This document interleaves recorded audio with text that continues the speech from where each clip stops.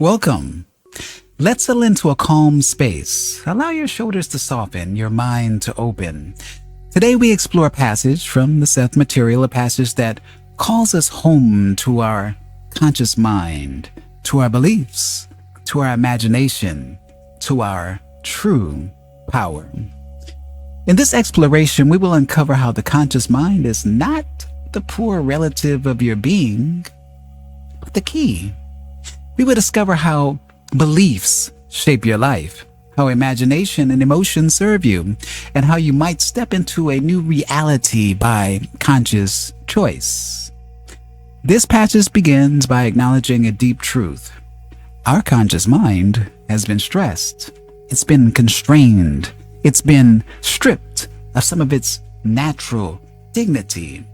And as a result, there's an overreaction. Normal consciousness is being put down. Emotion and imagination are being elevated to near worship. The displaced powers of consciousness are still being assigned to the unconscious. We hear, yet there's nothing basically inaccessible about such inner knowledge or experience. It can be quite conscious and utilized to enrich the reality that you know. Pause here. Consider, what are you told about your conscious mind? That it has little to do with inner wisdom? That it is secondary? The passage gently and firmly says, your conscious mind can freely focus into inner reality when you understand that it can. Let's reflect on that. You have a conscious mind. You can change the focus of your consciousness. This is spiritual empowerment, not mysticism detached, but a practical, intimate shift. When the individual feels powerless, disconnected from nature, at the mercy of unconscious drives, civilization has served him poorly. Man, therefore, feels himself powerless. That's what the text says.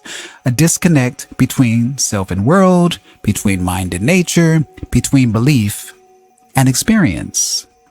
In such a state, the animal sense of pure competence and belonging is lost. When you feel no connection between your personal reality and the surrounding world, you lose your sense of belonging, your sense of power. Here is the core of the entire teaching. The entire teaching. Your beliefs form your reality. Once again, your beliefs, what you believe, form your entire lens of reality. All of the powers of your inner self are set into activation as a result of your conscious beliefs. Think on that. Your inner self's powers are activated when you hold conscious beliefs. You have been taught, I have been taught, we have been taught perhaps, that we're at the mercy of unconscious conditioning. But Seth says, the text says, you are not. Responsive, yes, but not helpless. And here's the underlined truth. As long as you hold that conscious belief, you will experience it as reality.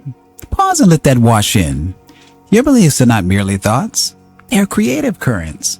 They organize your emotional reactions. They organize your hormones, your interpretations of events. Your imagination follows your belief.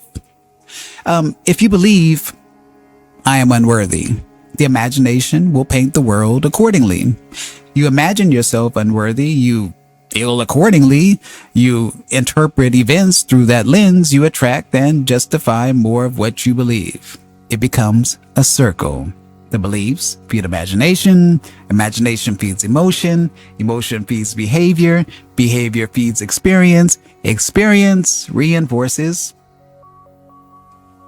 belief. But here's the way out. And this is the invitation. Become aware of your beliefs. Distinguish yourself from your beliefs, because you are not your beliefs. Recognize that your beliefs are simply beliefs about reality.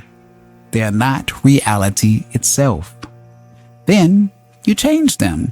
Shift them so they align with the reality you desire to experience. When you do, your imagination and your emotions will naturally align to reinforce the new belief. They will follow because imagination is not in conflict with will. The text clarifies, imagination and willpower are never in conflict. Now, your beliefs may be, but imagination follows your conscious thought. Imagination simply follows your belief. Let's use a practical example from the passage. Weight, dieting, body image. You try diets. You tell yourself you want to lose weight. You change your mental picture, but you still overeat. Why? Because there is a deeper belief, and that belief is, I am unworthy. I need the weight to protect myself.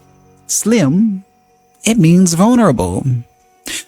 The conscious intention to lose weight runs into unconscious beliefs that support the old state. The imagination aligns with the deeper belief, not merely the surface intention. So, what is the way forward? You dig deep. You ask, what do I really believe about myself?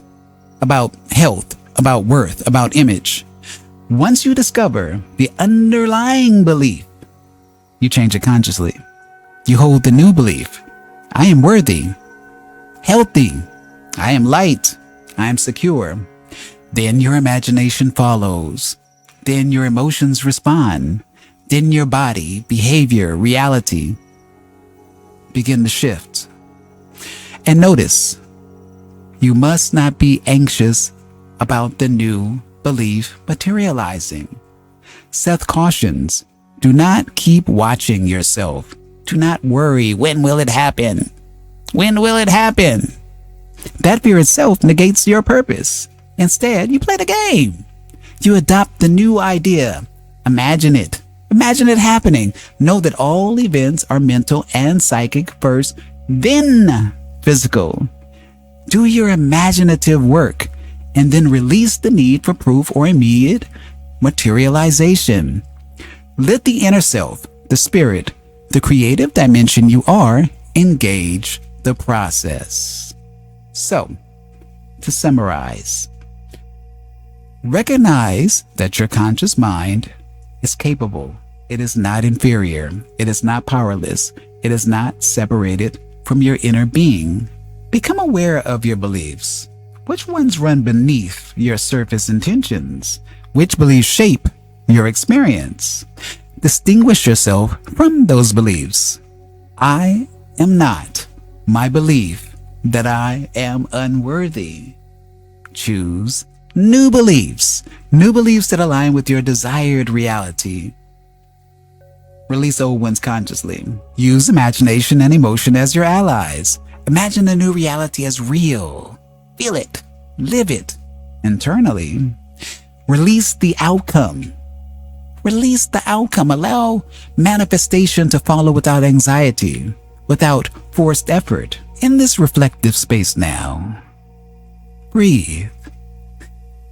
Let your mind this moment scan gently.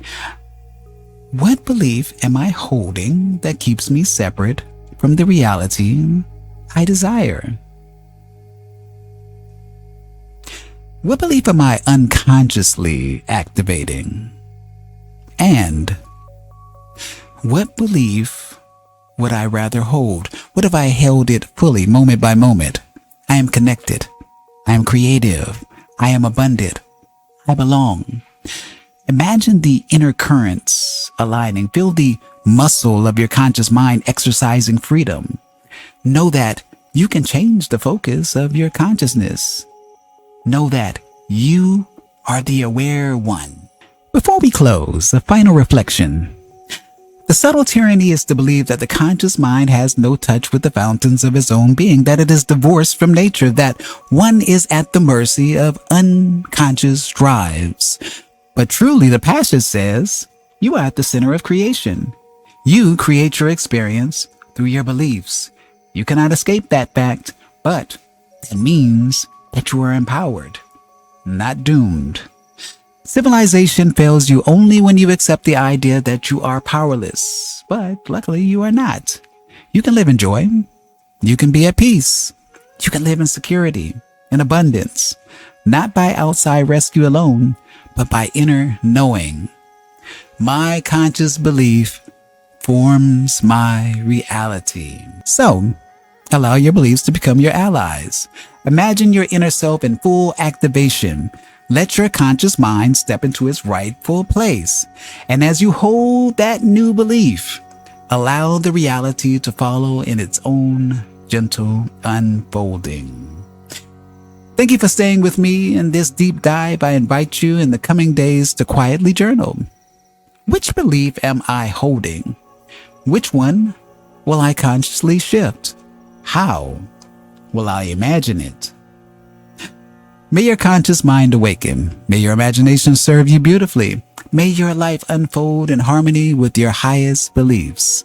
Until the next time, may you reside deeply in your conscious power, and may your reality reflect your truest vision. I am Tony Victory, a wolf uncaged. Thank you for watching.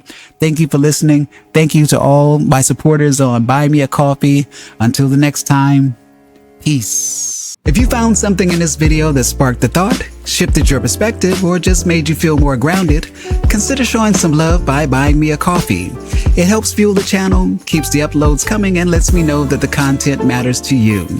The link's right below in the description or on my channel banner. No pressure, just appreciation if you're moved to support. And as always, thank you for watching, thank you for listening. I am Tony Victory, a wolf uncaged.